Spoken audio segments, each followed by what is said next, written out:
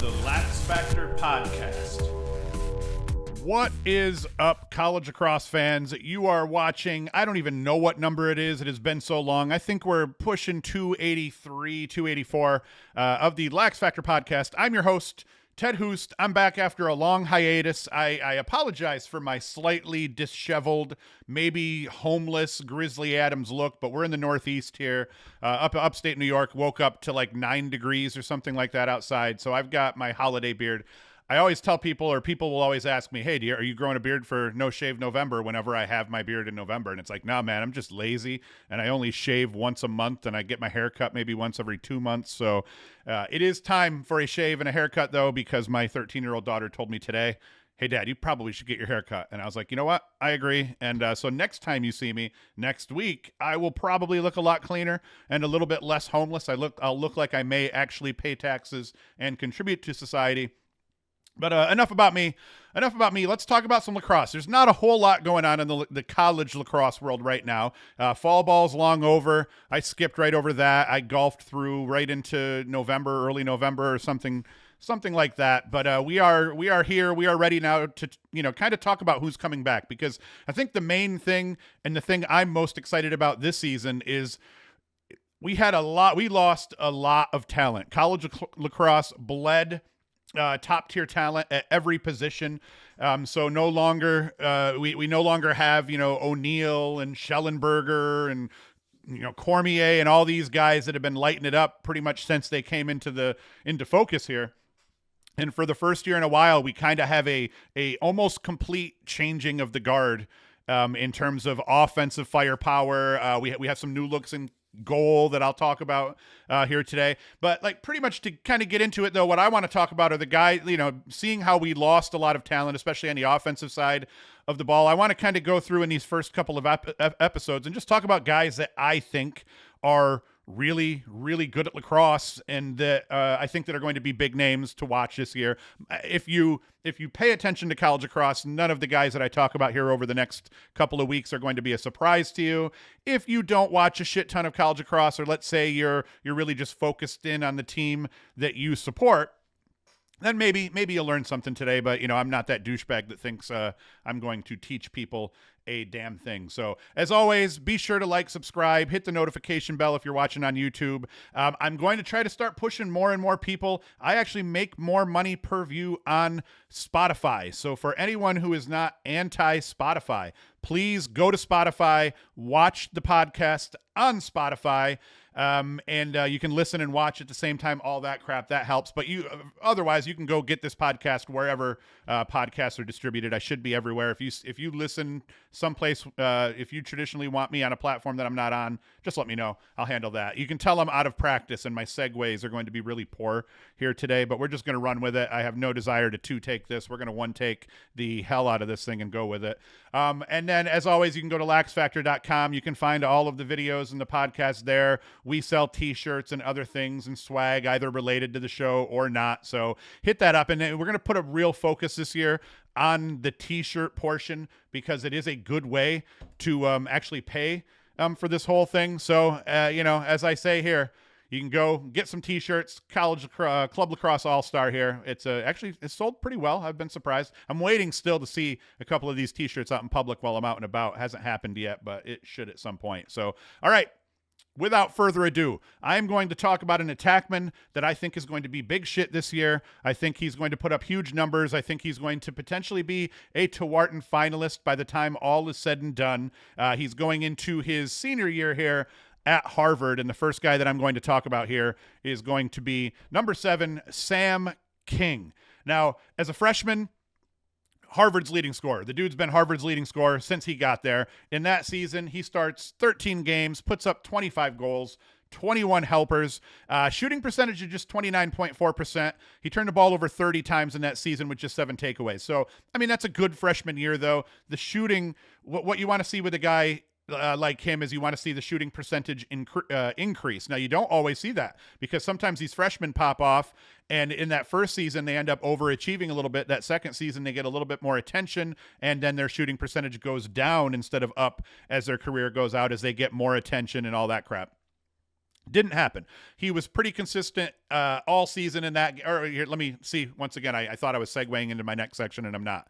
What I was going to say more about that freshman year, he was consistent all season, other than a 3-game stretch where he only put up a single point. That was against Colgate, Cornell, and Penn, kind of in that second third of the season here, towards the end of the second third of the season.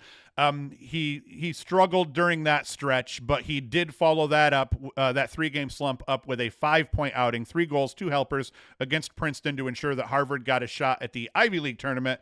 He followed that Ivy League tournament, in that Ivy League tournament against Yale.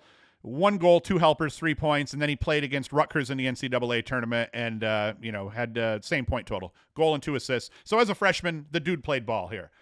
And can we just stop to appreciate how rusty I was trying to rip through that first little tidbit here? As a sophomore, his second season included a big jump in production, 31 goals, 25 helpers off 33% shooting. But the biggest improvement was how he took care of the ball. He dropped from 30 turnovers in that first year to just 15 turnovers in the following season. And that added output was much needed as Harvard struggled all season. They lost their second leading scorer, who was right below him. I forget off hip who that was. They struggled offensively. They struggled a little bit defensively. So they needed him to play better. But the reality was he did. Now in 2023, he elevated his play not only in terms of production, but he also played big when his team needed him most. The best example, 4-goal loss to Virginia in Harvard's season opener that year, with a lot of people paying attention because it was one of those, I want to say, I believe it was February 18th for some reason. So it was one of those early February games. It's on ESPN, so everyone can watch it. He ends up going for 7 goals, 2 helpers on 7 of 10 shooting that day. And like I said, everybody watched it. So here kind of Sam King arrives in just his sophomore season on a big stage. And then another important point here, he improved his shooting percentage. I mentioned that 2022, 29.4%. In 23, 33% shooting. In 24 last season, he improves that again, 35.2% shooting. So every year the kid's gotten a little bit better.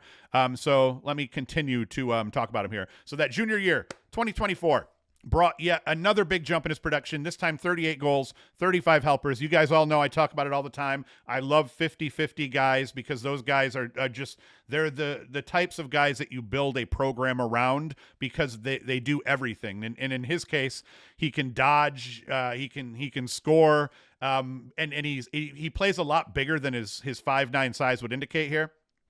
I digress, though. 73 points there in that junior season, 35.2% shooting with just 22 turnovers. So once again, keeps the turnovers down despite the added touches, despite the, I wouldn't say added attention at this point, because by his junior year last year, I mean, all eyes were on him all of the time. He was only held to 3 points or fewer on 3 occasions all season. His 2.92 goals per game were good for 10th in the nation. His 2.69 assists saw him sitting at 13th in the land.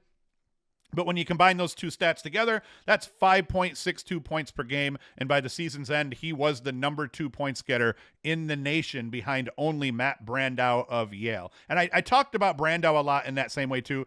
Brandow played with What's-His-Nuts, the Tewaaraton winner, his freshman year and had a great year. And then the 3 years after that, he just thrashed everybody. So like in terms of King, I kind of think of him like that because he has a style similar to Brandow overall in terms of just being able to kind of do everything and then being able to play within the game, not require a zillion touches to be able to get his points. He doesn't require a zillion shots to score goals. The dude is just as efficient as you can get as an attackman. Moral of the story, he doesn't just score the rock, though. He's a full-blown facilitator overall. The guy can do everything. Now, my scout on him, I always used to joke, Chuck Wilbur, the former Onondaga coach, if I played, once we'd get into our league play or just if we played like opponents, he would always call me and would just sit there and listen to me give him the scout on their best guy. He'd ask me about a couple of guys here and there. He'd ask me about their offensive sets. So we would just chit-chat back and forth, and then I would do the same when we were playing like opponents to him, and I would grill him. But what I always found funny about it, and this is just going to be a tangent here, what I always found funny about it was he would call me about Cayuga. We would have just gotten done beating Cayuga, let's say like 22-3. And Onondaga had already beat us 25-6. So, I mean, on paper, they were going to beat Cayuga by, if I'm trying to count here, a zillion goals or something to that effect, 40,000 goals if you wanted to be a dick about it. And he would call and he would get the scouting report. I almost feel like he had to have just been bored a little bit because he would listen to me. He would actually take notes on these scouting reports to the point like did it really matter? Does it matter that this kid for Cayuga, who's going to be the only kid that can do anything against you, what his tendencies are when you have the number one defense in the country? You got a dude going to Syracuse or, somewhere D1 guarding this kid. I mean, I always thought it was funny how serious he took the scouts, even though the end result was always going to be they were going to beat that team by 30 plus with or without the scout that I gave him. Anyway, here we go. Back to the story. My scout and I'm going to try to do this more and kind of try to look at the players just as as a coach would look at the player. If you were just telling your buddies, hey, when you're playing this guy, here's what to look for. King, relentless Dodger. There's Dodgers that I think of that are more relentless, but they tend to be a little bit careless, I would say, at times. In his case, he's cerebral as all hell. He's not the fastest guy in the field, but he's really fast. At 5'9", not the biggest guy on the field, but he's really big. But he plays strong. He plays big. He dodges with strength, aggressiveness, to some degree, I'd say like a total disregard for his own well-being and his body. And I dig that about him. But from a dodging standpoint, he's going to come at you. He is not going to come at you every possession, but when he gets the ball and as the flow dictates in the game, he's going to come at you. And he's going to kind of attack you from every point on the field here. He's most deadly overall with the ball in his stick. He can finish off ball. He's okay, and he'll get the job done. But dodging from X or anywhere from GLE, I noticed while I was watching his tape, you can bring him up high wing or low wing or something like that. But if he was low wing to GLE or anywhere behind the cage, very dangerous. And he's a threat because he'll work his defenders both underneath. He can inside roll guys. But more importantly, and what I see him do a lot is trying to get to that 5-5 spot on the field. If you let him get to the 5-5, he's going to bust you with a question mark, or he's just going to try to curl and get that shot off on the high side as well. So he's very, very proficient at getting himself into kind of that famous 5-5 area and just getting shots off. You can't say enough about him. As a shooter, he's more than proficient. He's not going to, just absolutely throw 100+ smoke at you every time he gets a shot. But if you give him time and room, he's going to put it past your keeper. You're not going to question that at all. Off ball, very good. Will get in close. Will score backhand goals here and there off the crease. I mean, he can do some shit. He's a very good player overall. I kind of think of him, and as I was watching his tape, and when you try to compare players to other players, you're going to get chirped relentlessly, especially where you get it wrong. I don't think I'm totally wrong in saying he reminds me of kind of, an American Jeff Teat a little bit. Teat wasn't the fastest dude in the field, but he had good agility. Check. He was a great facilitator of offense. I'd say Teat was definitely a much better feeder overall than King, but King is more than proficient within the offensive sets that they run. Man up, he's going to find guys and be able, like they had him play last year at that top spot. Maybe they've been doing this for years, but I noticed in the tape a couple of assists where he's playing that top spot on the man up play, and he's able to find guys down low, on GLE that are camping on the backside. So great vision overall, but generally he's a quarterback, and I love quarterbacks. I love guys. There's guys that are 50-50 scorers that aren't quarterbacks. I would put him in that category of a quarterback, but not a point guard style, not a guy that you have to have the offense run through him all the time. He's going to be able to just kind of let the game come to him in a natural way. And, that's why he makes things look effortless out there. But it's not. At 5'9", 170 and change or whatnot, it's not effortless. The dude's grinding against defenders that are kicking the shit out of him with a 6-foot titanium pole. Generally, the guys guarding him probably have anywhere from 15 to 40 pounds on him. So credit to him for just being a tough ass nerd, as I said in my Twitter post the other day here. Enough about him. And at the end here, I'm going to talk about two guys in each of these episodes here and try to kind of keep it simple. In the end, if we come back to here and we look at, now it's going to give up who I'm talking about next. I'm going to talk about Emmet Carroll next, but my dudes here, Sam King, this is Inside Lacrosse's top 50. And Sam King comes in at 7th, so I'm not nuts for talking about him in the first episode back. But now, the next guy that I want to talk about here is going to be Emmet Carroll of Penn fame here. A season ago, it was clear from the, and this is going to be another one of those tangents where I'm not even going to talk about Emmet Carroll for a little bit as I try to make my case for Emmet Carroll. Number one, all the pictures I see of him have him wearing 22. So maybe when I run some highlights, when I watch the tape, I didn't notice what number he was wearing, but he's listed on the website as 19, and I can't remember if he was 19 last season as well. Anyway, okay, now for my tangent. A season ago, clear from the outset who the best goalie in the country was. It was Liam Entenmann. If you asked anyone that, was in this kind of lacrosse media world, which I think I'm in, like, what do you call that, bottom rung? You got your dudes all the way up at the top here, your Artesias, or however, I still don't know how to pronounce Dan's name. Someone's going to have to phonetically spell it for me in the comments here. You got your whole Inside Lacrosse crew and all those guys. You got the Barstool guys. And all that, and they're all up here to varying degrees, and then I come in down here. But if you asked any of us, almost everybody was going to go with the safe bet at the beginning of the year. Who's going to be the goalie of the year, maybe even the player of the year? It's going to be Liam Entenmann, Notre Dame, of Notre Dame fame here. He ends up winning a national championship. He's a pro now. Good for him. I was sadly one of the only dissenters, I presume one of the only dissenters. I was probably one of the reasons that Ajax Zapatello was the only unanimous pick for first team last year, because I presume Entenmann was pretty damn close to a unanimous pick last year for first team All-American, at least by the season's end. I had Emmet Carroll as my first team goalie. I had him as my first team goalie in the mid-season votes as well. And my reasoning is simple. Entenmann was 6th in save percentage, 57%, while playing on a team whose defense ranked number 1 in goals against average. Now, goals against average gets credited to the goalie. Terrible way to attribute that stat. A goals against average should almost always just be a team defensive stat. Maybe that's how everybody looks at it generally, but at least in NCAA.com, when they list goals against average, they're listing it as the goalie's stat. So anyway, Carroll, goals against average, not great. His was 10.82 compared to Entenmann's 8.92. But like I said, I think that's more a product of the defense that you play within instead. So Entenmann, 6th in save percentage, 57%. Goals against average, the team he played on, they're number 1. What that tells me, Entenmann had a lot of help. Notre Dame's defense was filthy. Light is a monster. It's not even fair how good he is at times, and I'm interested to see what's going to happen this year with that defense.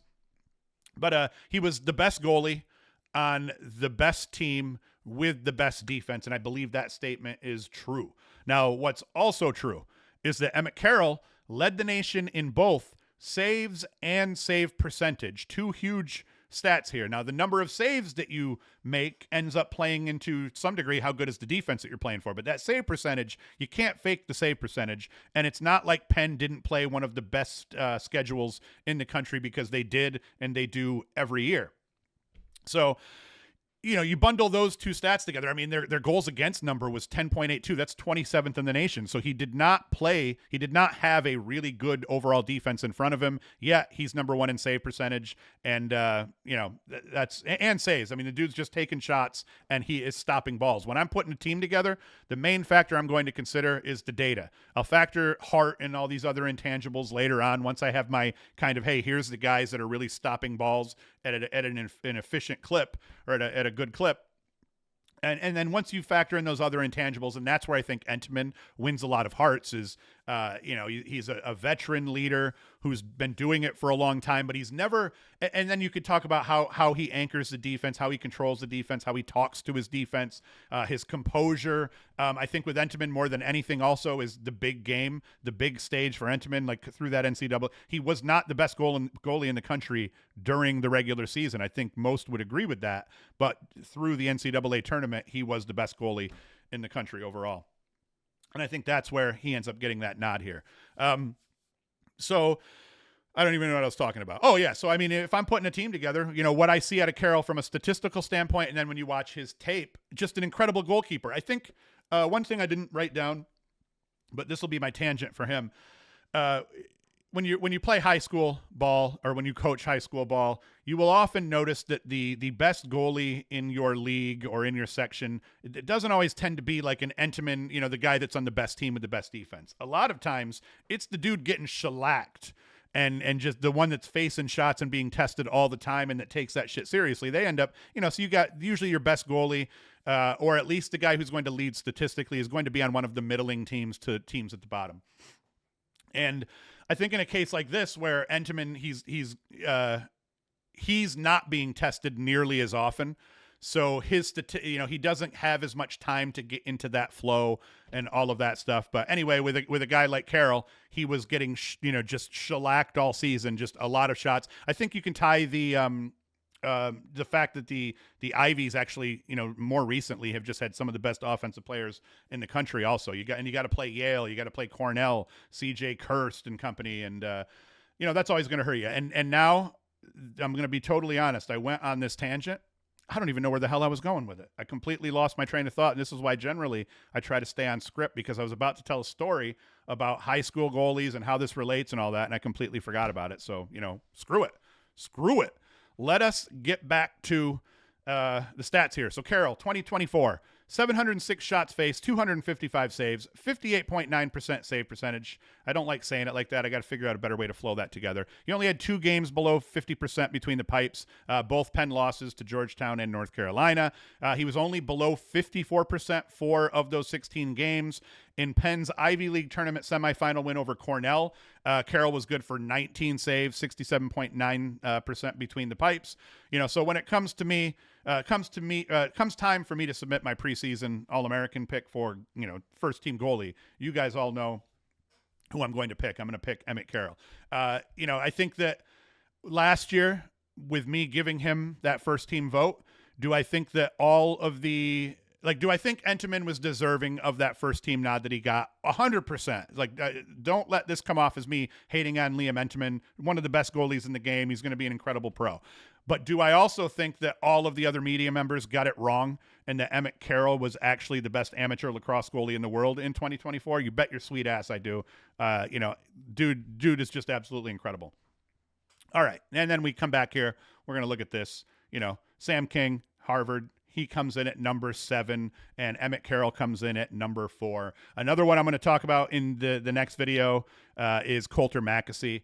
He's actually, Penn specifically had problems with Princeton here last season, and Coulter Mackesy thrashed them in the regular season outing, and then come Ivy League finals time, they kind of held Mackesy back a little bit, but then 2 other dudes put up 5 and 4 points respectively, and that hurt them. So that's that. In terms of Harvard men's lacrosse here, they're giving away some swag I saw. And I'm only mentioning this because I also noticed that they retweeted my tweet when I was talking about King. So to Jerry Byrne and company over there at Harvard, yes, I will take some swag. I don't want this swag here. I don't want gloves or anything like that, but I would absolutely take a T-shirt, a hat, any free shit that you could throw me. I get down with the Ivy League. I talk a lot of Ivy League lacrosse. If you send me something cool, I'll talk a hell of a lot more about Harvard lacrosse specifically. But hey, check this out though, because if you come in here, head over to their Instagram. They have rules and all that crap on it, but you can win some free crap from Harvard. And, I'm going to try to be more active on the socials this season. I needed a break. That was for damn sure here. But I kind of got I don't know what you would call it now, a resurgence in my desire to get back to work and to talk about college lacrosse all the time here. Whereas, it's definitely been more of a pain in the ass over the last 2 years. Just work was busy. All sorts of crap like that was getting in the way. But I think I've got less things to get in the way here for this season. And I hope that I can do a good job, kick ass, and get back to being the greatest lacrosse podcaster that has ever lived. Because definitely over the last 2 seasons, I have not held that mantle and have not deserved to even be listed in the top 10. So that's it. I'm done. I've rambled enough here. It was probably a terrible show. Lucky for me, because I'm not coming up in the algorithm at this point. This will be a good throwaway episode to get out of the way here. So I will probably be a little bit better next week.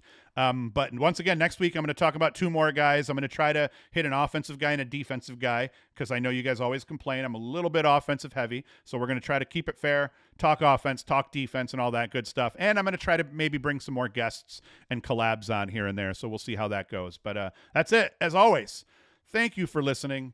Thank you for watching. Go to LaxFactor.com, buy some swag there to help support the channel, and come back next week for another episode. Thank you again, and Hoost is out.